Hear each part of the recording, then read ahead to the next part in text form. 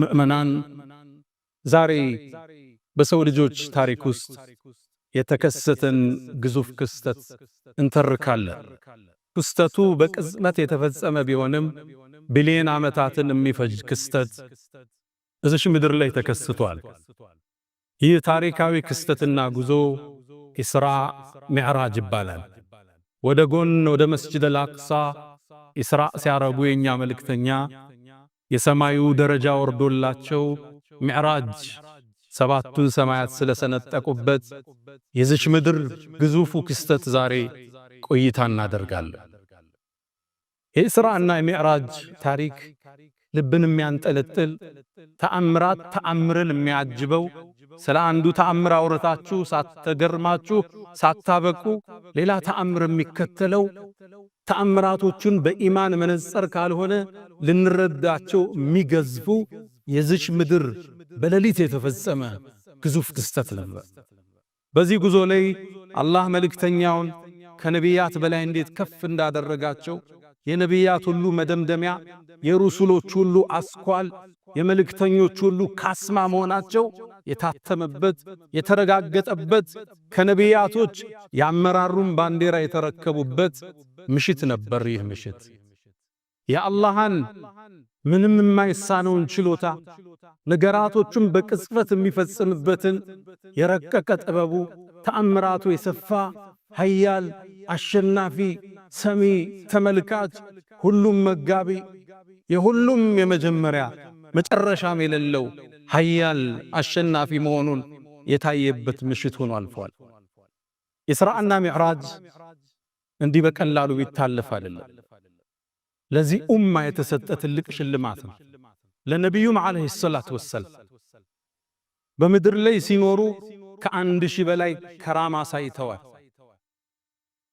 ደላኢሉ ንቡዋ ላይ እንደ በይሃቂ በርካታ ሙጀለዶችን ስለሳቸው ተአምር ጽፈዋል።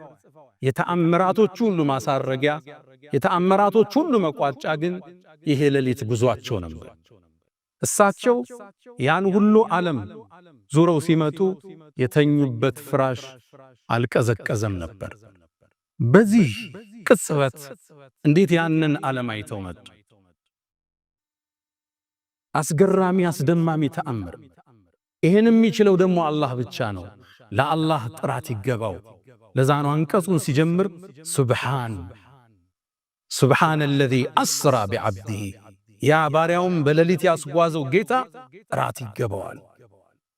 ካስተሳሰባችን የላቀ ኃያል አሸናፊ በቅጽበት የሚሊየን ተአምራቶችን የሚከስት ቻይ አላሁ ጀለ ፊዑላ ሱብሓነክ ጥራት ይገባ። ይህ የኢስራ ሽልማትና ጉዞ ለነቢዩና ዓለይሂ ሰላቱ ወሰላም ልባቸውን ተሰብሮ አላህ አያቸው። በሕዝባቸው ከባድ ተጽዕኖ ደረሰባቸው። የሰው ልጅ የማቅናት ጉዞ ለሳቸው ፈታኝ ነበር። ዓለም ላይ ከዓመታት በኋላ የተላኩ ብቸኛ ነቢይ ናቸው።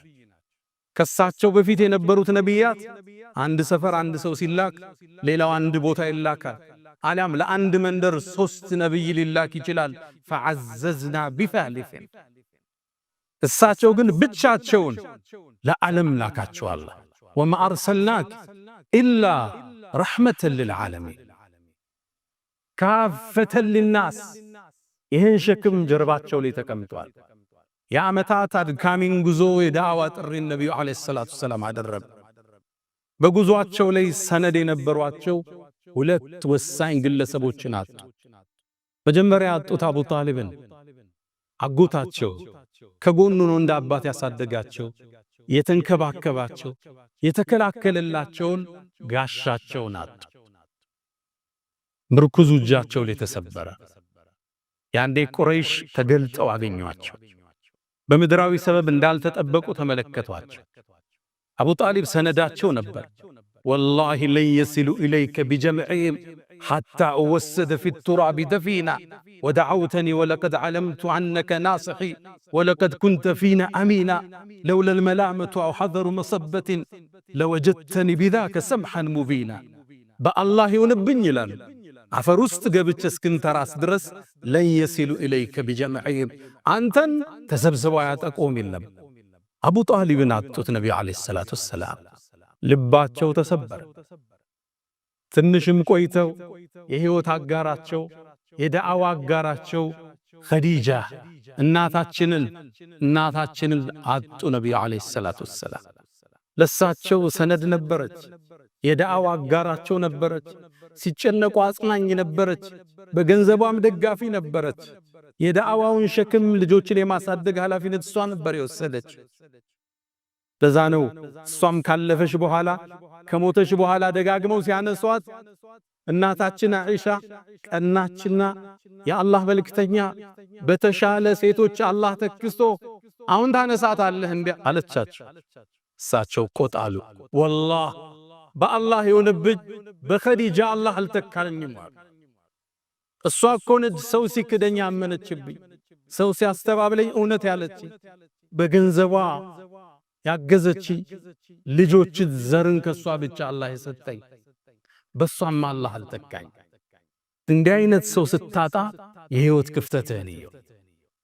ነቢዩ ዓለይሂ ሰላቱ ወሰላም ከባድ ክፍተት ህይወታቸው ውስጥ ገባ።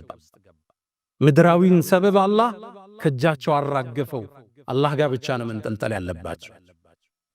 ታዲያ የመካ ዳዕዋ አልሰምር ሲል ወደ ጣኢፍ ተጓዙ። ተለዋጭ ህዝብ ቢያገኙ ጣኢፎች ግን እድሉን አባከኑት። እብድና ሕፃናት ልከው አደሟቸው ረሱሉን ሰለላሁ ዐለይሂ ወሰለም።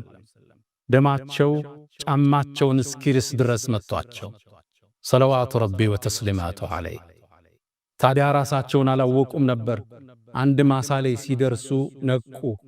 ደክመዋል፣ ተጎድተዋል። ያንዴ ወደ አርራህማን ጥያቄ ያቀረቡ። ኢላ መን ተኪሉን ያሉት፣ ለማን ነው የምትተወኝ? ታዲያ አላህም ነቢዩን ዓለይሂ ሰላቱ ወሰላም ስሙ አልጃብር ጠጋኝ፣ የተሰበረን ስሜት ጠጋኝ ነው።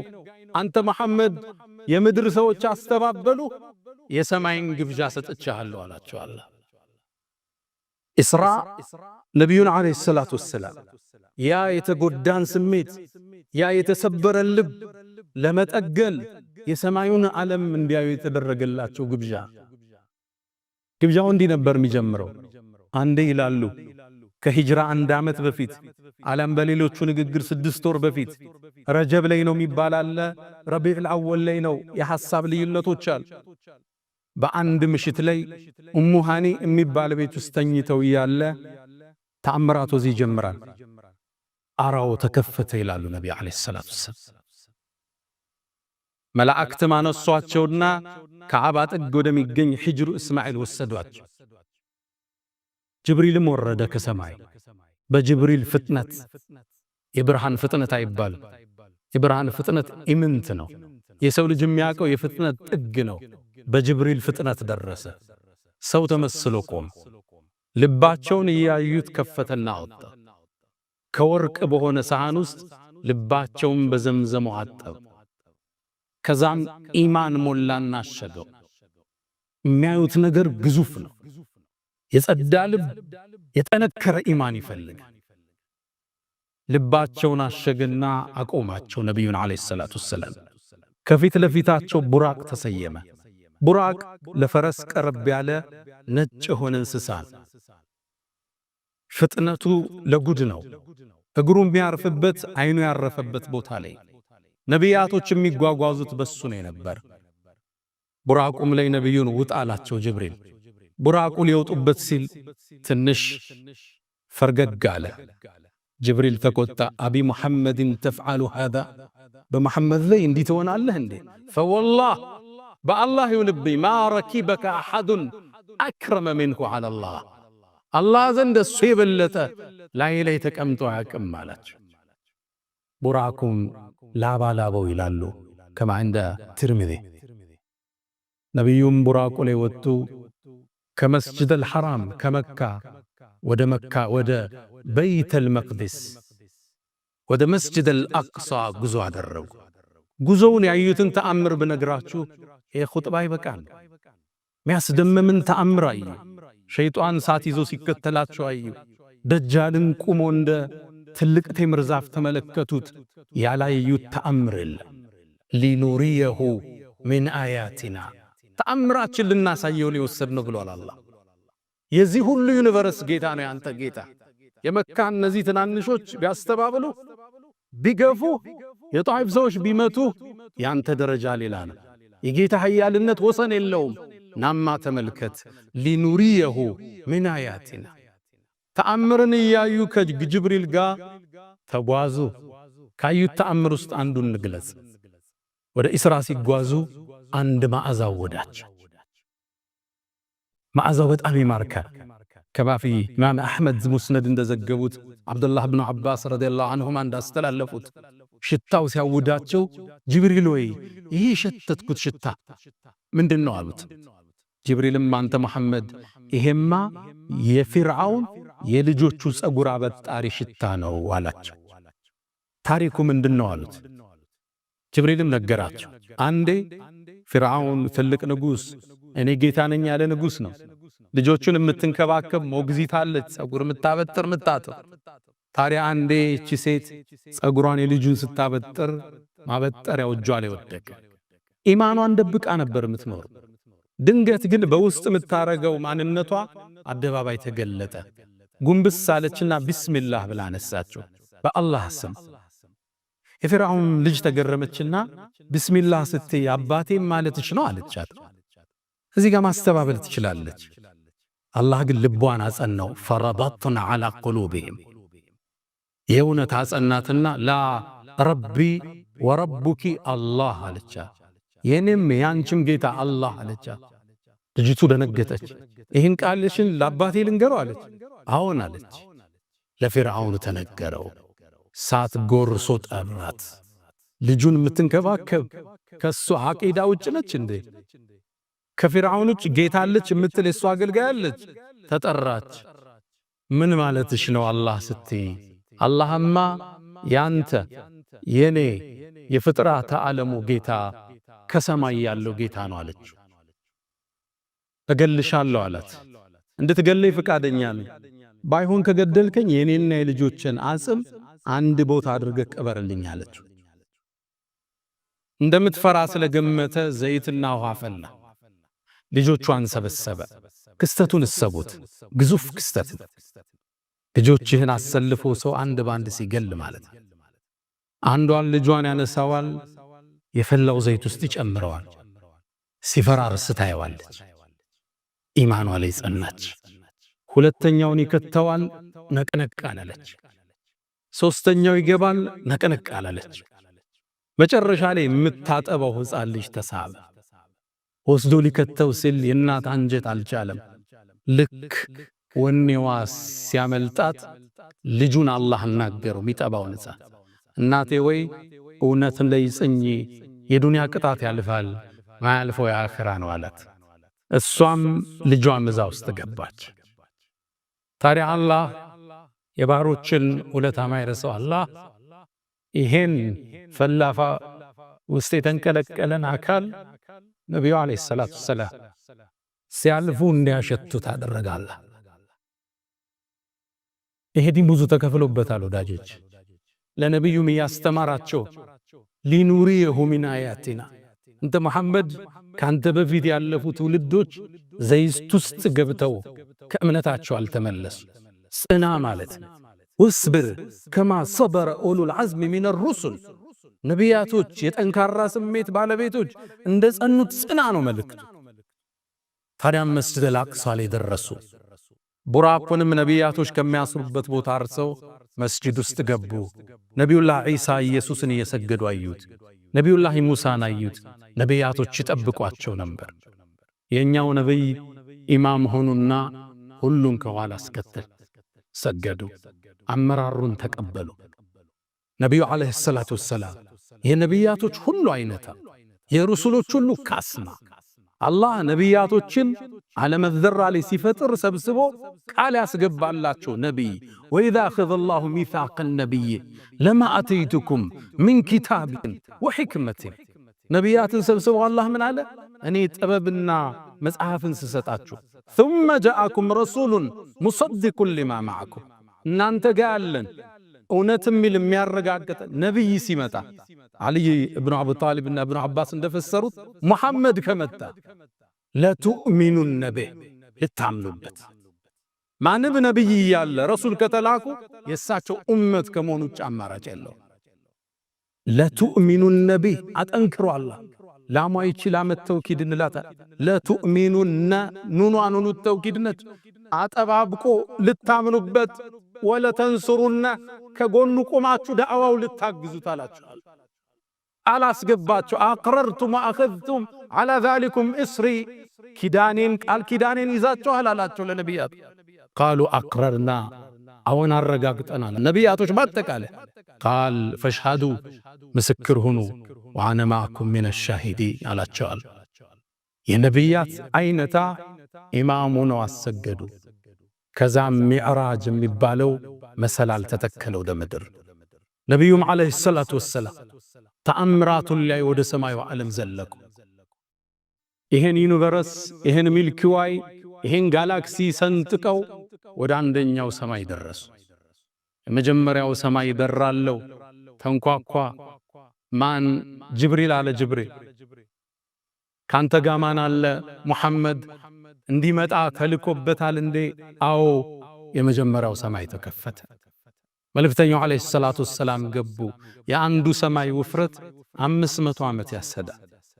ውፍረቱ ገቡ። ያን ግዙፍ ዓለም ተመለከቱ። መላእክትን ተመለከቱ። እነ በይቱል ዒዛን ተመለከቱ። ድንገት ዞር ሲሉ ግን አንድን ሰው ተመለከቱ። አባታቸው አደም ነበር። ጅብሪልን ጠየቁት፣ ማን ነው ይሄ? እሱም አባትህ አደም ነው፣ ሰላም በለው። ሰላም አሉት። እሱም አያቸውና ነቢዩ መሆኑን አወቀ ሰለላሁ ዐለይሂ ወሰለም። ቃለ መርሐበን ብብን ሳሊሕ ወነቢይ ሳሊሕ፣ ምርጡ ልጅ፣ ደጉ ልጅ፣ ደጉ ነቢይ አላቸው። ከዛም አደም ወደ ቀኝ ሲዞር ይስቃል፣ ወደ ግራ ሲዞር ያለቅሳል። ከጎኑ በርካታ ሰዎች አሉ፣ ቀይ ግራ። ጅብሪልን ጠየቀው፣ ለምን ነው የሚያለቅስ? ለምን ነው የሚስቅ? ወደ ቀኝ የሚያቸው ጀነት የሚገቡ ልጆቹ ናቸው። አላህ ከነሱ አላህ ያደርግ። ወደ ግራ ደግሞ ከሱ ልጆች ከሱ ዝርያው እሳት የሚገቡ ናቸው። ነቢዩም ሁለተኛው ሰማይ ላይ ተሻገሩ። በተመሳሳይ አስፈቅደው ገቡ። ሁለተኛው ሰማይ ላይ ነቢዩላህ ዒሳንና የሕያን ተመለከቱ። እነሱንም ሰላም አሏቸው። ሰላም ታመለሱ። ወደ ሶስተኛው ሰማይ ወጡ። ሶስተኛውን ሰማይ አስከፍተው ገቡ። ጅብሪል አብሯቸው። ሶስተኛው ሰማይ ላይ ዩሱፍን አየሁት ይላል። የነቢዩላህ ኢብራሂም የልጁ ልጅ የሆነው ከሪም ኢብኑል ከሪም ኢብኑል ከሪም ኢብኑል ከሪም ዩሱፍንም ተመለከትኩት። የቁንጅና ግማሽ ተሰጥቶታት ይላል። እሱንም ሰላምታ አቀርበው ወደ አራተኛው ሰማይ ወጡ። እሱም ተከፈተ። እዛም ላይ ነቢዩላህ ኢድሪስን አገኙት። እሱም ሰላምታ አቀረበላቸው። አላህ ቁርአን ላይ እዛ እንዳለ ቀድሞ ነግረናል። ከፍ ወዳለ ቦታ ወስደነዋል ብሎ ነበር ኢድሪስ።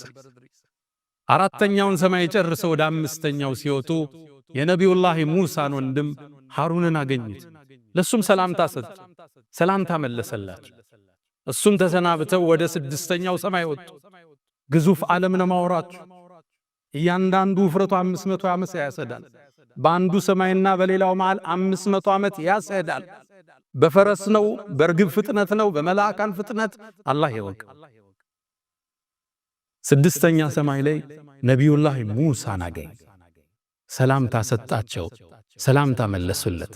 መርሐበን ብልአኽ ሳሊሕ ወነቢይ ሳሊሕ አላቸው። ከዛም እሱን ተሰናብተው ሲዞሩ ነቢዩላህ ሙሳ ድንገት አለቀሱ። ለምን ታለቅሳለህ ተባሉ። አይ ተነግሮኝ ነበር ካንተ በኋላ የሚመጣ አንድ ነቢይ ይመጣል፣ አንተ ይዘኸው ከምትገባ ሰው በላይ ጀነት ይዞ ይገባል ተብያለዋል። ሙሳ ዓለይሂ ሰላም የመልካም ቅናት ውስጥ ገቡ። ግብጣ እንለዋለን። እሳቸው ነበር ወዐጅልቱ ኢለይከ ረቢ ሊተርዳ ያሉት። ከሳቸው በላይ አላህ ዘንድ የተወደደ እንዲኖር አይፈልጉ። ግን ከሳቸው በኋላ የሚመጣው ነቢይ ትውልድ አስከትሎ ቀድሞ ጀነት ይገባል። የነቢዩ ኡመት ዓለይሂ ሰላቱ ወሰላም አላህ ከጀነት ሰዎች አላህ ያድርገን። አንዴ ሰሃቦቹ ጋር ቁጭ ብለው የጀነት አንድ አራተኛው ትሆናላችሁ አሏቸው። ቃሉ ሰሃቦቹ ምን ይላል? ፈከበርና አላሁ አክበር አለና። ከዛም 2/3 ትሆናላችሁ አሉና። ቃሉ ፈከበርና ተክቢር አረግና አሉ። ከዛም ወአርጁ አን ተኩኑ ሸጥረ ሚን አህሊል ጀና አሉና።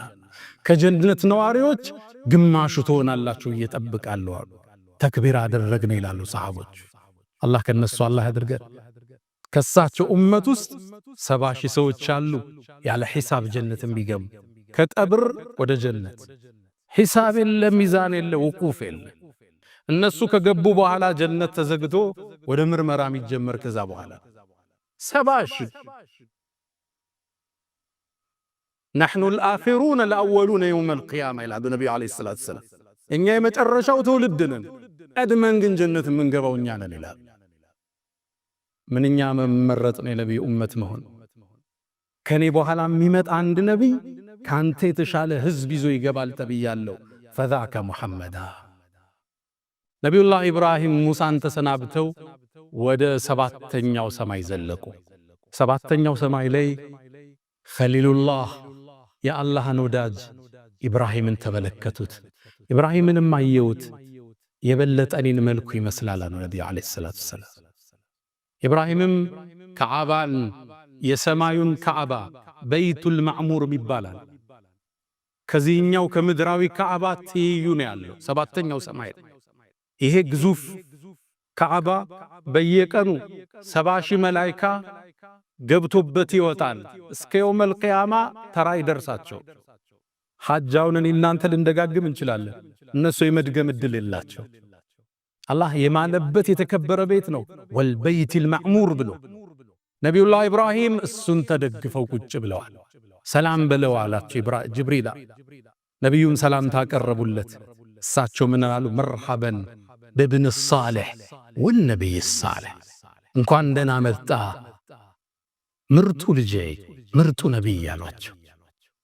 ኢብራሂምንም ሰላምታ ጨረሱና ወደ ሲድረቱል ሙንተሃ አንዲት ዛፍ ጋር ወጡ። ግዙፍ ልዩ ዓለም፣ በቃላት የማይገለጽ ዓለም። ጅብሪልም ያኔ እዛ ቦታ ሲደርስ በትክክለኛ ክስተቱ ተገለጠ። ግዙፍ ነው ጅብሪል። ዙ ምረትን ዙ ጀማል፣ የተለየ ውበት ያለው ክንፎቹን ሲዘረጋ ሉል ከክንፎቹ ውስጥ ይረግፋል የተባለለት ጅብሪልን ለሁለተኛ ጊዜ አዩት። ወለቀድ ረአሁ ነዝለተን ኡኽራ ዐንደ ሲድረቲል ሙንተሃ። ሲድረተል ሙንተሃ ላይ ጅብሪልን 7ቱ ሰማይ የመዘርጋት እድል አይሰጠው። 7ቱን ሰማይ ሲያልፍ ነው የሚተነፍሰው። ሙሉ ቅርጹን አዩት ነቢዩ ዓለይሂ ሰላቱ ወሰላም። ተአምር ሊያሳይ ነው አላህ የላካቸው። ከዛ ሲድረተል ሙንተሃ ላይ ጅብሪልን ተከተለኝ ሲሉት አንተ መሐመድ ወይ የኔ የመጨረሻ ደረጃ ይሄ ነው። ወማ ሚና ኢላ ለሁ መቃሙን ማዕሉም፣ የራሳችን መቆም ያለን እዚያ ላልፈ ቀጥል አላቸው ነቢዩን ዓለይሂ ሰላቱ ወሰላም። ማ አክረመ ሙሐመዳ። ሲድረተል ሙንተሃን አልፈው 7ቱን ሰማይ ጠቅልለህ ኩርሲይ ላይ ብትጥለው መሬት ላይ እንደወደቀ ቀለበትን የተባለለት ግዙፍ አለ። ኩርሲይን አልፈው ወደ ዓርሹ ተጠጉ። ያኔም የዓለማቱን ፈጣሪ የፍጥረት ዓለሙን አናጅ የሰው ልጆችን ሁሉ ጌታ አላህንም ማነጋገር ቻሉ። ሰለዋቱ ረቢ ወተስሊማቱሁ ዐለይህ